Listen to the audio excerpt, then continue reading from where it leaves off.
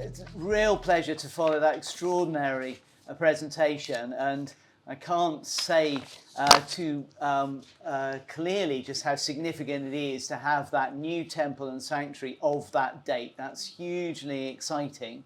All of us who visited Poseidon will have some memories about the place. It is a place that generates memories from Goethe onwards. My connection was an annual visit when I was director of the British School at Rome to the Borsa Mediterranea del Turismo Archeologico, which is this wonderful occasion right at the end of the tourist season, where all the people who've been working so very, very hard in Italy and elsewhere to take people like us around and show us the sights get to have a week together to relax, to share their stories, to fill their hotels of Poseidon for one last week of income, and present actually in an extraordinarily vibrant way the work that they do. It's a kind of valorizzazione della valorizzazione, if you like. It's a way of valorizing the whole business of Italy's success in presenting its archaeology, and few sites do that more evocatively than Poseidon. What Lena and I are going to do today is to focus on a particular inscription, which Lena will speak more around, which comes from not about 500, so around the point where they've got that refoundation of the temple, which is the moment where the Sybarites make Poseidonia guardians and guarantors of their friendship with a group called the Serdaioi. So what I want to do to begin with is just to try to frame up this conversation a little bit more methodologically. What I'm really interested in is the role of religion in a site which is named after Poseidon. So what does it actually mean to live in a city which is named after a god? Not all cities are by any means. There are some famous ones, but not all. And the mechanism that I want to think about is just the notion of living with religion, living with not theologies and dogmas and the institutional settings, but more the actual focus of the religion, the kinds of practices that left all those votive deposits in a later period, the kind of environment which allowed a city to have now 4 very significant temples at quite an early phase in its life, certainly 2 right at the very beginning. What are the kinds of symbolic performance that's going on? And I want to link that then to issues around what we know about the site. So let's start off with the foundation. So this is taken from Strabo, translated by Apothecary. And you have here our best guess at what was going on when the city was founded. Now, we can spend time, of course, worrying about Strabo's source material, how he actually knows this and what faith we can put with it. But the key thing here is this bit about the Sybarites founding the city with fortifications on the coast.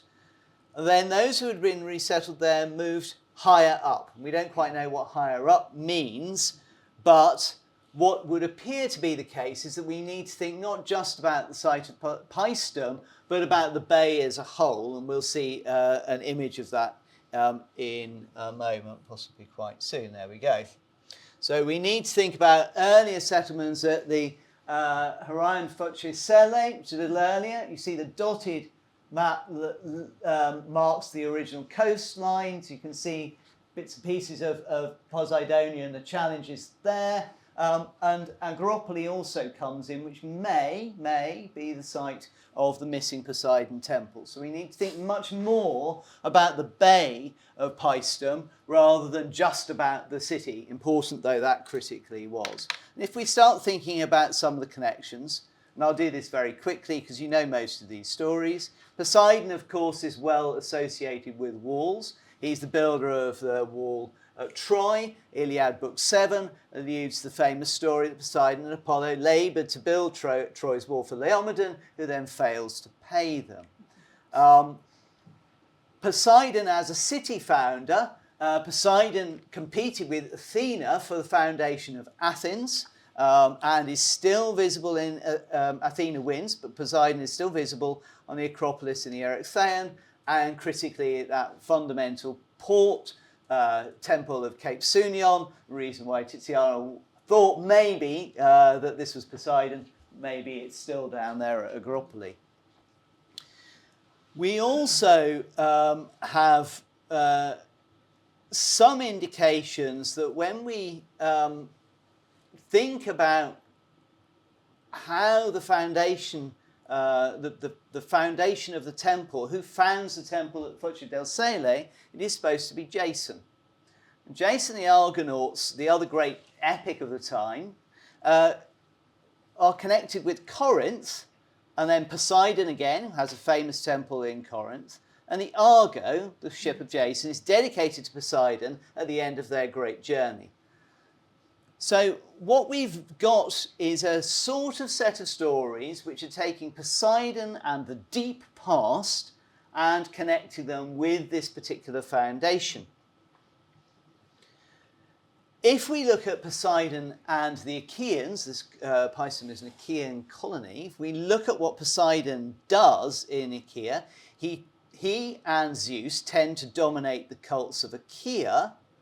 It's Hera who then comes over here. So we've got this kind of rather strange transition between different deities.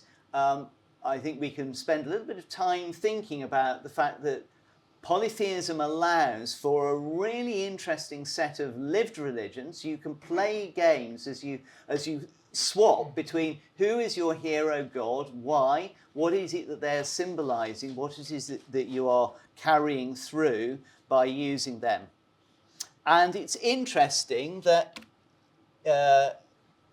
whilst all of the material culture that we see running through the site, the terracottas that we've seen there and in other sites in Paestum, etc., don't play a strong line to Poseidon, the coinage does.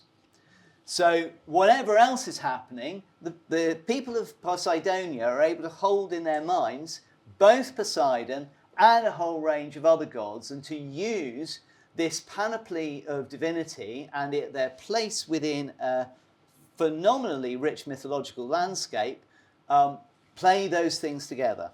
Now, there is a possible parallel to this kind of bay with Poseidon and notions of divinity, which is the site of Achaean Troidzon. So, as I said, Paestum is an Achaean colony, and if we go into what's happening in Troidzon, and this area, which you can see is a bay, we have a whole bunch of similar kinds of conversations, deep connections to myth history, multiple stories and foundations. Strabo says that Achaean Troidzon was also called Poseidonia, and it's interestingly known for an asylum temple and connected to a whole range of activities around the bay, with Kalauria being very important. One of the sanctuaries is Poseidon Phytalmios, the nurturer, a sanctuary outside the city, which makes us think back to Agropoli. And that, we're told, Phytalmius Poseidon was important because he was a saviour of vegetation from salt water. Phytalmius nourishing from plant and sea water. Pausanias points out the problem that we've got, Troidzon, is saltwater penetrations of the Chora. So saltwater coming in and affecting the vegetation, and Poseidon saves it. We also know that actually Paestum has quite significant challenges with water and with the ways that it manages its vegetation. Hans Beck, in talking about Troidzon, draws out of this a lengthy quote, which I didn't give you because it was too long. What he's talking about here is the connection between natural environment, the Troidzonian countryside, harbour, bay, an entire ritual space contiguous between land and sea interacting with each other. And really importantly, processions across the landscape of this sacred area. Now, one of the interesting things about Paestum is that it's always been brought out, the connection between the Heraeon Futricelle and Poseidonia is one of the examples that Francois de Polignac uses for this kind of idea of bipolar cities that have sanctuary inside and a sanctuary outside, and a relationship between the two expressing the nature of a broader territory. So we've got the same phenomena being lived through by inhabitants who are walking across this landscape, engaging with it and thinking about it through its religion. So what I'm endeavouring to say here is that we have a deeply religious landscape right across, in which Poseidon may have had an interesting relationship because of the name, but other deities are brought through. Just to finish my part of this, although Paestum lacks so far an evident Poseidon temple in the city, and Troezen too, Poseidon himself as a deity is interestingly connected with issues of sanctuary and asylum. So there are a number of ways, the Spartan earthquake, which is blamed on ejecting helots from the Poseidon sanctuary, various other suggestions. So Poseidon is an interesting deity in terms of his sanctuary connections, and maybe that gives us some kind of sense of another layer to the rich history here. Now I'm going to stop there and pass over to Lena. Then you're going to come back, right? I'm not going to move away. I'm just going to sit in the corner over here.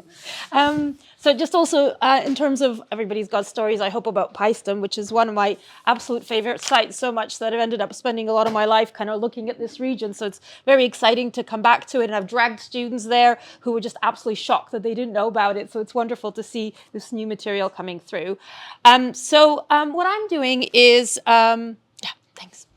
is going to focus on one inscription, which has kind of, in talking with Christopher and thinking about what Tiziana might talk about and Catherine is going to talk about later on, I just thought I want to revisit this and think of this in that context. Also because it's a slightly earlier period than I usually work on. So the inscription was found at Olympia, so quite away from this region. And it's a treaty between, as Christopher said, Sybaris and the Sardaioi, and it's dated somewhere between 550 to 500 BC, more likely towards the end of that period. Just very quickly, what it says is, the Sybarites and their allies and the Sardaioi made an agreement for friendship, faithful and without guile forever, guarantors, Zeus, Apollo, and the other gods, and city Poseidonia. But I'll come back to that very last bit. So this inscription was, it seems, was found in the 4th century BC Phil and the Stadium of Olympia. It was probably part of the Sybarite treasury that is there. And when I say the original, the question is, what came to me is, well, you deposit things in sanctuaries, as we know, like Delphi and Olympia, usually copies of something that is somewhere else. So the question becomes, where was the original? Would it have been among the Sardaioi somewhere in Sybaris, or perhaps in Poseidonia, or maybe even at the Agropoli sanctuary, if it was Poseidon. But in either case, we don't know what that is, but we might want to think of this as a copy of somewhere else. I have no evidence for this, of course, but we're going to return to the guarantors. The other inscription I want to point out is, so the thing to note is this is one of the oldest treaty inscriptions we have anywhere in the Greek context. That's what makes it so particularly amazing. One that seems to be slightly older is the one I've got here, which is another treaty. It's between two communities, Anaitoi and Metaipioi, of which we know nothing else, dated to around the mid-6th century, also from Olympia. And it says retra, so it's another kind of, if you like, contract or treaty between the Anaitoi and Metaipioi, philia for the 50 years, so similar use as the word in our Sybaris inscription. And if either side should violate the compact, let both of the proxenoi, this will become important later, and the priest expel them from the altar. If they transgress their oath, the judgment shall belong to the priest of Olympia. Okay, so I'm not going to spend much time on this, fun as it would be, but we will be coming back and forth to it a little bit. So it has slightly different phrasing. and seems to be situated after a conflict, unlike, I would argue, the Sybaris one. So the Sybaris Treaty has a different tone to it and is rather more about shoring up the allies. And I kind of look to you, and I know some of you, and you will know much more about the Greek of this period than I do. So anything that you have afterwards, which might be different, or you might think of something, it would be wonderful to have your views about this.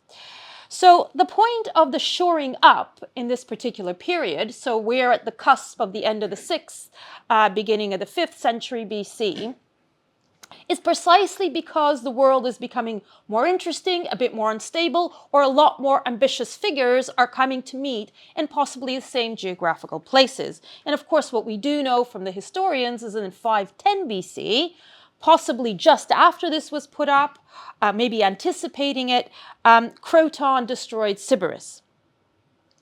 So here we are in a world of competition, particularly in South Italy, or at least how we see some of these things playing out. Again, just to note again, this is some of the earliest treaties that we have anywhere in the Greek context appearing here in Olympia. So for us, for the purpose of today, is what was Poseidonia's role? And how does this inscription perhaps help us to understand its role in the region in Italy, in terms of the balance of power between Sybaris and her allies? So just very quickly to mention the Sardaii, I don't want to spend too much time on them. They are thought to be associated, there's a lot of debates where they come from, Sardinia, not Sardinia, but Sardaii may be the same group that produced coinage with Sard on them, or maybe merged, stamped in the late 6th, early 5th centuries BC, and they seem to have occupied the Tyrrhenian coast between Poseidonia and Vibo, so in the area between Sybaris and Poseidonia.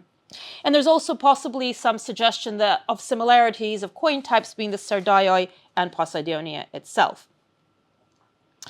So on the Olympia Treaty, we also have these allies, and they may be the people that Strabo mentions in his 6th book, being the 25 subject cities. And the Sardaii are kind of uplifted from that group and are in addition to it. So we come back to Poseidonia. So that very final line listing the guarantors, of course, Poseidonia appears among the gods. And some have speculated, Van der Terre and Ruse have suggested the lack of article in front of Poseidonia makes it perhaps the object of the inscription and maybe even attesting to its original foundation. Greco has a different view, and some others, where the focus is on the mediating role of the relationship. And perhaps there's some kind of relation to the founding of Laos, another city in the period, especially as Herodotus writes that the Sybarite refugees settled in Laos after the destruction of their own city in 510. So in other words, this treaty, again, would have come just before this very kind of cataclysmic moment for Sybaris and her allies at that time. We have no direct evidence for either of these theories, so I'll just leave them with you there. But we can have a little bit of a go at a more literal translation, and just going back to the lack of article. So if Poseidonia is adjectival, it could also mean city of Poseidon or city sacred to Poseidon, and we could play with that there, right? Rather than just city Poseidon without the there. So I've put that in there for English, but you could kind of remove that. And as I say, that's as much as I really have to say about it. We might think of city names like Olympia and what happens there.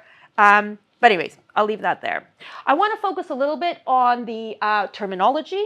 So the pact and the term philotes is not something that we see very commonly, and it begins to be replaced by the retra, which we see in the later inscription here. In fact, both of those terms are used in the mid-6th century BC inscription. The other thing to note is the terminology that we find here, it has some Homeric echoes. Again, not things that we see very much going forward in other kind of treaty inscriptions of this type. So the pact between Hector and Ajax is expressed in similar terms in Homer's Iliad. And again, Santiago Alvarez is somebody who plays around with some of these ideas. So the diversity in the phrasing of these early inscriptions is interesting because what it suggests is that here we have a practice or an institution that is kind of in the process of formation. There's a lot of flexibility and experimentation with how you might express something, which later on becomes more standardized, and both in terms of the terminology, but also in terms of the protocols. And this is where we come back again to the guarantors, who are named proxenoi or proxenos. So ancient agreements, just very briefly, about guarantors and witnesses, whether they were gods or influential individuals, and in our case, a city, they ensured the reliability and enforced any pact or treaty, or the fact that it should be enforced. They were invoked to guarantee the trustworthiness as both custodians and protectors. So they provided a kind of safeguard against any violations and ensured that both parties respected the terms of the treaty. And in the Homeric epics, the gods are the ones often called to witness a pact. So this gave it a divine sanction, and also made it inviolable, ensuring that any transgression would result in divine punishment. So that's about the notion of guarantors and witnesses. The other thing you might think about is the term, so proxenia. Proxenia as an institution, which you might know much better from slightly later period, is an honorific status that is granted by polis to xenoi, or foreigners, in gratitude for the service that a foreigner might perform on behalf of the city where they are guests, possibly in their own community that they come from. So it's about a friendship between a polis and a proxenos. Now, etymologically, proxenos is obviously linked to xenos, which is a foreigner. So it begins to take on this unusual, or at least to us it seems unusual, meaning of a witness. And that we already see forming in the Homeric epics, where those two might be used interchangeably. So marturos is the term for witness, and those two are used in kind of the same contexts. I should say that our earliest reference to a proxenos is actually a funerary epigram that is outside of the epics, which dates the 7th century BC. And this is the one dedicated in Corfu by the Corcyrians to Menacrates of Anateia. And this massive tomb, monumental tomb, is to their beloved proxenos. So what the Sybarite decree of friendship from Olympia shows us here is that we see a transformation in the use of proxenos to mean guarantor and witness in institutional decrees. So in a way, what we're finding, if we think of it as a kind of a line from the epics, is perhaps traditions that were associated with family and hospitality that are starting to translate into something now held by public institutions and are controlled by the polis. So the guarantors, again, are various gods and the city. What's interesting in this inscription, in the mid-6th century one, is that the proxenoi are not named. But it is the priests who are carrying out the justice and who become the judges of any transgression. The Sybaris inscription is much more general than that. And here we might try to think of what are the different roles that somebody like, or something like the city of Poseidonia might play other than the gods. So the gods might be there to ensure the pact is being religiously situated and therefore inviolable, while the city of Poseidonia enforces the material maintenance of such an alliance. So does it have a similar role to that of the priests in the other inscriptions? Or more precisely, if we think about the priests, are they the priests who are responsible for it of Apollo, Zeus, and of Poseidon? Or are they those who are responsible for the magistrates of Poseidonia? So this kind of relationship between magistrates, priests, the city, and the gods. And the inscription may encompass some of the tensions between divine and secular authority that we see emerging, particularly in the tragedies, in a slightly later age. So, for instance, the request for refuge into a city might have had different kind of complex consequences. Either you'd have brought the wars from the people from whom these suppliants might have been trying to escape on the one hand, but if you did not support the suppliants, you might have the wrath of the gods upon you, which Christopher mentioned.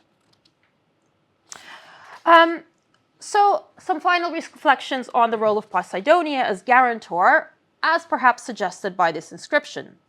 The one thing that we assume for a guarantor is that they must have been accepted by both parties and would have had the interest of each equally in mind, so somewhat neutral like the gods.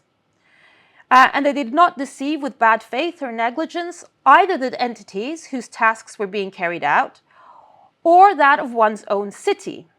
So the proxenos is a kind of intermediary. So did Poseidonia have shared interests equally of the Serdaioi and of Sybaris and the allies? And what kind of tools would it have had as a guarantor to keep all parties to account? Both of these, whatever the answers might be, suggest that we need to really think about Poseidon as having some kind of autonomous power, and perhaps that in connection with carrying out the will of the divine through either its magistrates or its priests. The other thing to note here is that because it lies outside as a guarantor, it is also not part of the allies, we assume, that are connected to Sybaris.